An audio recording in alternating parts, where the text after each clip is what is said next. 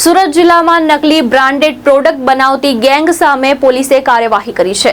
કામરેજ તાલુકાના પરબ ગામમાં આવેલી એક યુનિટમાં જાણીતી બ્રાન્ડના નામે નકલી ફ્લોર ક્લીનર બનાવવાનું કૌભાંડ બહાર આવ્યું છે।